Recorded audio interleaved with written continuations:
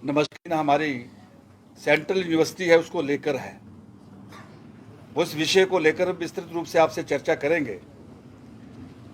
मुझे आदेश दिया तो मैं आज इस शुभ अवसर पर आप सबको बहुत बहुत बधाई देना चाहता हूं कि भगवान राम जी जिनके जन्म स्थान को लेकर पिछले 500 वर्षों से संघर्ष चला आ रहा था, कल वो अपने जन्म स्थान पर विराजमान हो गए हैं।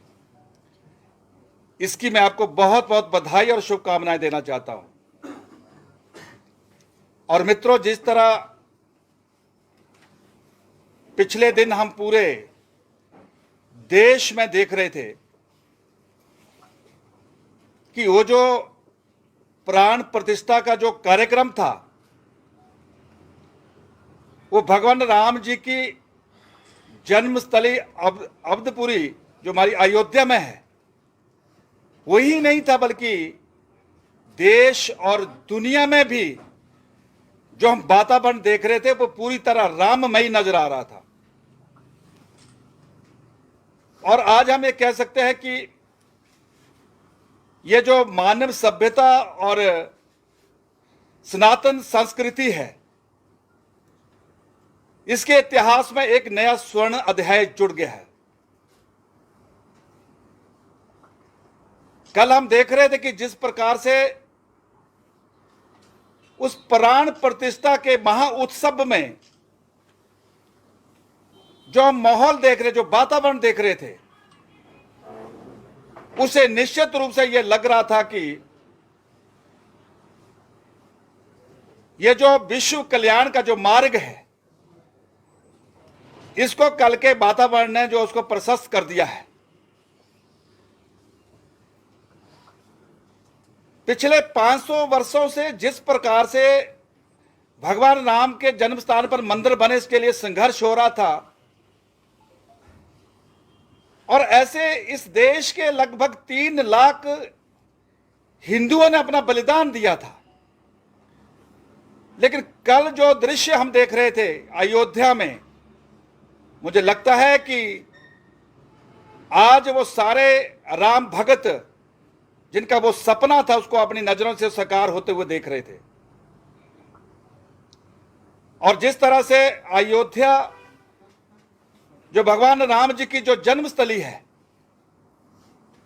वो लंबे समय से एक शून्य जैसी नजर आ रही थी, लेकिन कल के उस कार्यक्रम को देखकर जिस तरह से अयोध्या धाम में जो पुनर्निर्मित जो दिव्य और भव्य मंदिर बना है, हमें इस बात की प्रसन्नता है कि इस देश और दुनिया की दुआ और संघर्ष से कल प्रभु राम जी अपने जन्म स्थान पर विराजमान हो गए हैं। मैं इस उपलक्ष्य पर आज आप सबके चैनल के द्वारा ऐसे सभी देशवासियों को और ऐसे सभी राम भक्तों को बहुत बहुत बधाई और शुभकामनाएं देना चाहता हूं। मुझे आज के इस शुभ अवसर पर इतना ही आपसे निवेदन करना था। अब मैं निवेदन करना चाहता हूं अपने पार्टी के वरिष्ठ नेता और इस कांगड़ा चंबा पार्लियामेंट्री के हमारे सामान्य प्रभारी श्रीमान विपिन सिंह परमार जी की वो अपना संबोधन दे। धन्यवाद श्री त्रिलोक कपूर जी। आपने राम प्राण प्रतिष्ठा अयोध्या ऐसे विषय को लेकर के आप सभी के सामने अपनी बात रखी है।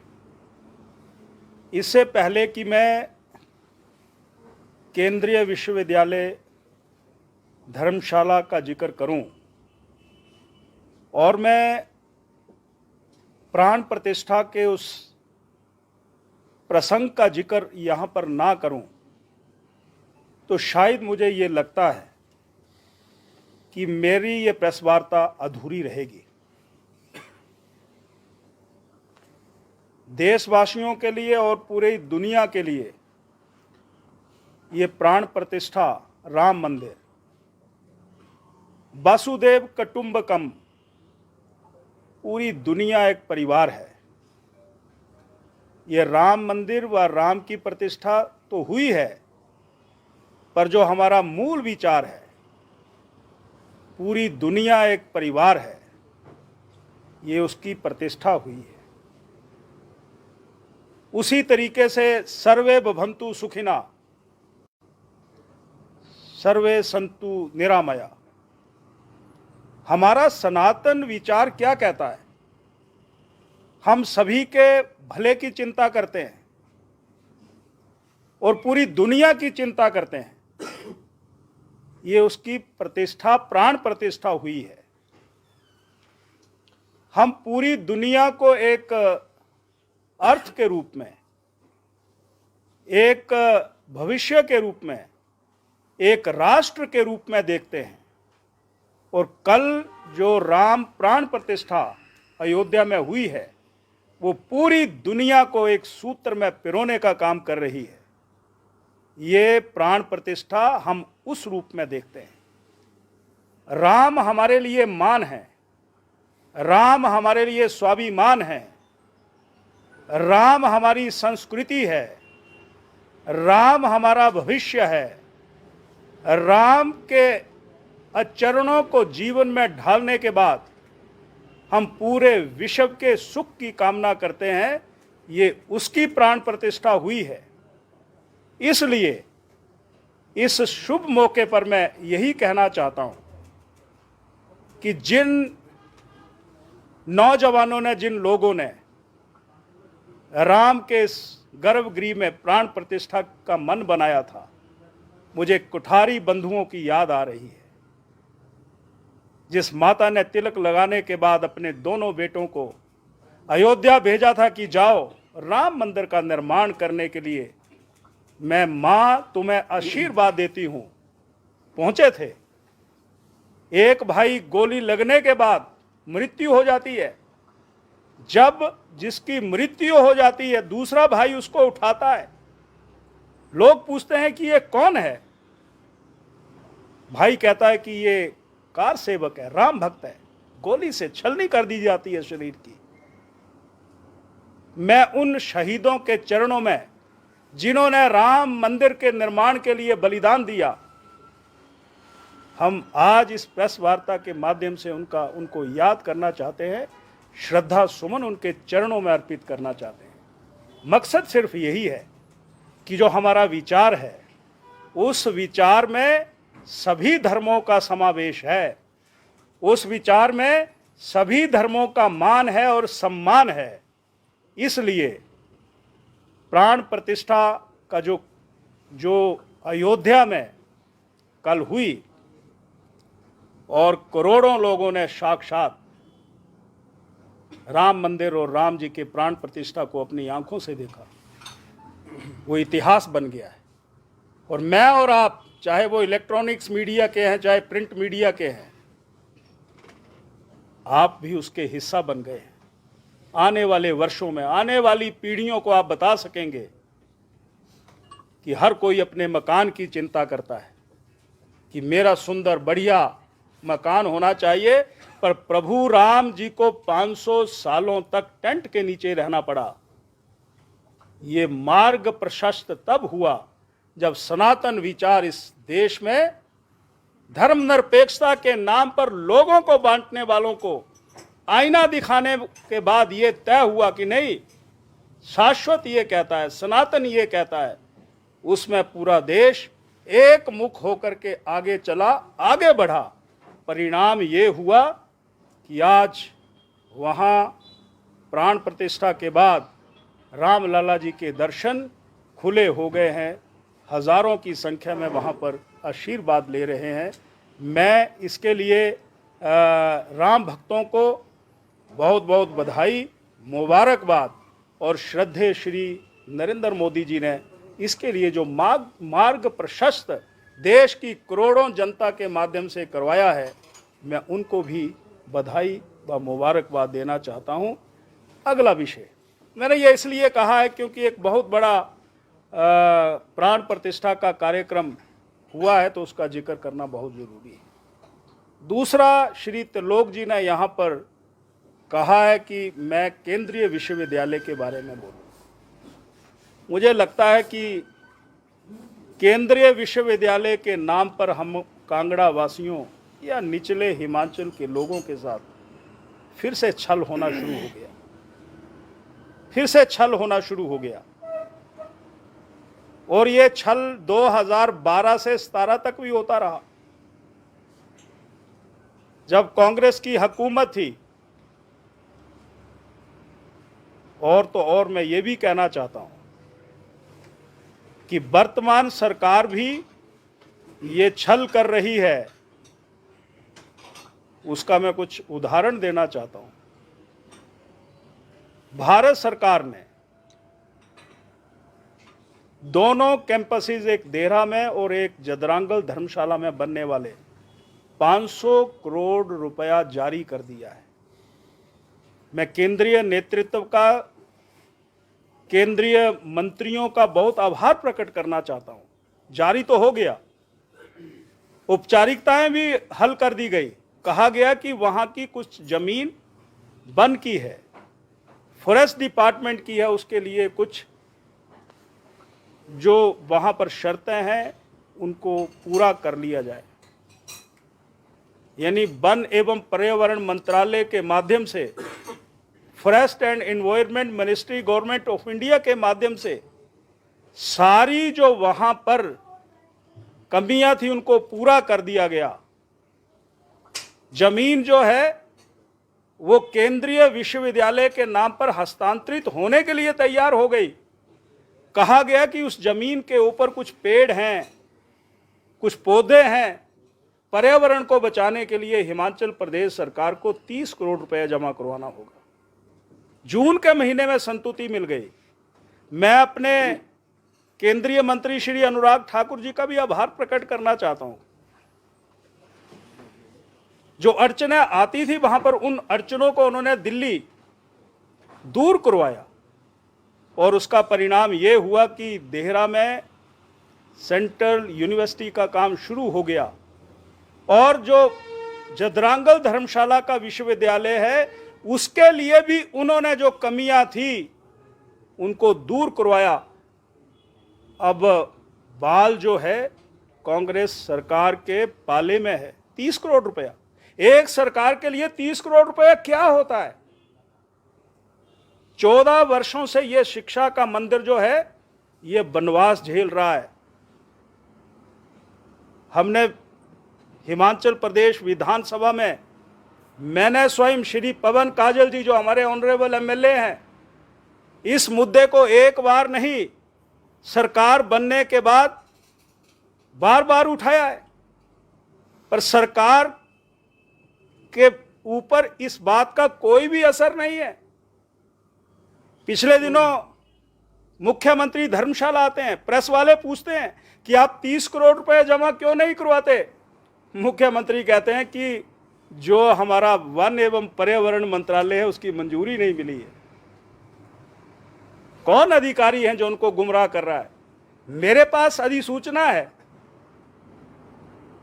परंतु मंशा मुझे कांग्रेस सरकार की ठीक नहीं लग रही है। मंशा अगर ठीक होती तो फिजूल खर्ची जो अपने सरकार में कर रहे हैं, और दूसरी बात, पिछले 1 साल से यही कह रहे हैं कि हमारी आर्थिक हालत ठीक नहीं है, तुम्हारे खर्चे जो हैं दिनों दिन बढ़ते जा रहे हैं, दिनों दिन बढ़ते जा रहे हैं। दिल्ली में कई मित्रों के दफ्तर सजा दिए, शिमला में सजा दिए, उस पर कोई कटौती नहीं, पर नौजवानों के भविष्य के लिए जो केंद्रीय विश्वविद्यालय जदरांगल में 30 करोड़ रुपए से जमा करवाने के बाद शुरू हो सकता है, वो केंद्रीय विश्वविद्यालय का काम कांग्रेस सरकार के की उस शर्त को पूरा ना होने के कारण हो रहा है। अब इंतजार नहीं। हमने विधानसभा में मुद्दा उठाया, धर्मशाला के बहुत से संगठन पार्टी की लाइनों को तोड़ करके इकट्ठे होने के बाद धरने दिए, जुलूस निकाले, परंतु अब ये आंदोलन सड़कों पर है। ये सड़कों पर इसलिए होगा ताकि यहां पर सरकार जागे और कांगड़ा के साथ हो रहे दुर्व्यवहार वैसे तो कांगड़ा के साथ, निचले हिमाचल के साथ, पूरे हिमाचल प्रदेश के साथ हो रहा है। लोग दोराहे पर खड़े हैं। जिस सरकार से उम्मीद और आशा होती है वो मुझे लगता है कि खत्म हो गई है। विश्वास टूट गया है, सब्र खत्म हो गई है। लोग बेबस हो गए हैं कि अब रास्ता तय कीजिए, रास्ता बनाइए। तो अब रास्ता बनाने का जिम्मा हिमाचल प्रदेश के लोगों ने और जिला कांगड़ा निचले हिमाचल के लोगों ने ये भारतीय जनता पार्टी को विश्वास के रूप में सौंपा है। अब उनके और नौजवानों के भविष्य को ध्यान में रखते हुए अब हम आंदोलन का रुख अपनाएंगे और ये आंदोलन का रुख जो है वो निर्णायक रुख होगा, निर्णायक रुख होगा। मैं आप प्रेस और इलेक्ट्रॉनिक्स और प्रिंट मीडिया के माध्यम से ये कहना चाहता हूँ कि इस आवाज़ को आप जन जन तक जरूर पहुँचा दें। और 27 तारीख को यहाँ धर्मशाला में हम जो धरना, विशाल धरना, पूरे दिन का धरना दे रहे हैं, सरकार को जगाने का काम करेंगे कि बहुत हो गया, अब सहन नहीं होगा। कंट्रैक्टर ने जिसको काम अवार्ड हुआ है उसने मशीनरी वहां पर खड़ी कर दी है, पर 30 करोड़ रुपया जमा नहीं कर पा रहे हैं। इसलिए ये 27 तारीख यानी 27 जनवरी 2024 धर्मशाला में विशाल धरना होगा। लड़ाई शुरू हो गई है। ये लड़ाई का मुख्य कारण यही है, हमारी बात ना विधानसभा में सुनी जाती है, ना लोगों की आवाज़ सरकार सुनती है। नौजवान जिनको पढ़ाई के लिए अच्छा वातावरण मिलना चाहिए, किराए के भवनों से, उधार से लिए गए भवनों से अस्थायी रूप से चलने वाला ये विश्वविद्यालय, जबकि भारत सरकार ने, केंद्रीय जो शिक्षा मंत्री हैं, वन एवं पर्यावरण मंत्रालय है, उन्होंने अपनी सारी शर्तें पूरी करने के बाद ये कहा है कि इस काम को जल्दी से जल्दी।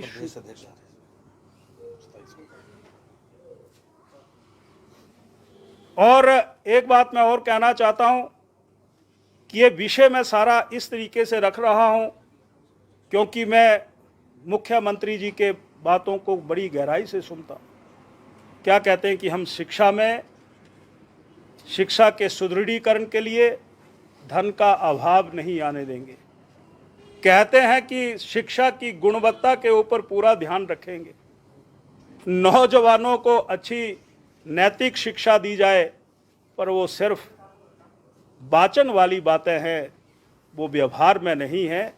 27 तारीख का जो यहाँ प्रदर्शन हो रहा है उसमें प्रदेश के अध्यक्ष डॉक्टर राजीव बिंदल जी भी स्वयं शामिल होने वाले हैं। और जब वो भी यहाँ पर शामिल होने वाले हैं, पूरा कांगड़ा जिला के लोग, भाजपा के कार्यकर्ता, पदाधिकारी, विधायक, पूर्व विधायक, और हम तो कांग्रेस के विधायकों से भी कहेंगे कि आप भी आओ। तुम्हारे में क्या हिम्मत नहीं है? निचले हिमाचल की आवाज को आप उठा नहीं सकते हैं? मूक बधिर क्यों बने हुए हैं? हक की लड़ाई कौन लड़ेगा? ये हम उनसे विनती करते हैं, आप आए, खड़े हो जाएं।